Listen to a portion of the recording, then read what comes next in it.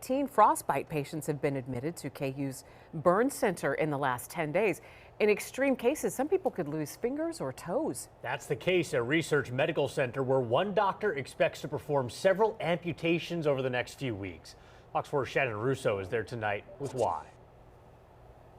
Well, the hospital says it's seeing a record number of people coming in this winter with weather-related injuries. We spoke with that doctor here who works in the burn unit. She's been here for about a decade, and in that time, she tells us she's had to perform maybe 10 or 15 amputations on frostbite patients, but she says this winter could top that alone.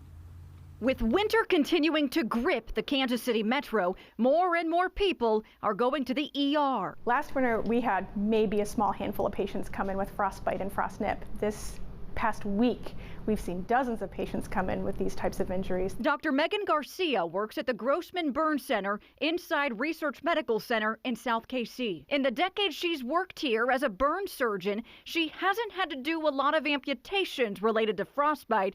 But this winter is a different story. In just this cold spell that we've been having, I've seen multiple patients that will likely require amputation 5 to 6 weeks from now. I imagine it'll be somewhere between 10 and 20 at this point. Extreme cases like this typically mean a patient's fingers or toes are dark, meaning their blood vessels have exploded beyond the point of repair.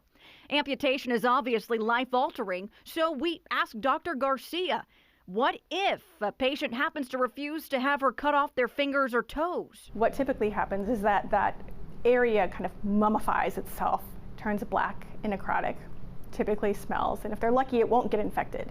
Eventually, the body will auto-amputate, meaning it will pull it off on its own. Fortunately, she's rarely seen something like that. Most of the time, frostbite patients admitted to the burn center go inside this contraption, a hyperbolic oxygen tank, which surrounds you with 100% oxygen, kind of like a tight hug. They breathe in the oxygen. That oxygen goes to the tissues to help keep good oxygen there and help the cells heal. It also pressurizes. That pressure gets swelling out, which also assists in healing and blood flow.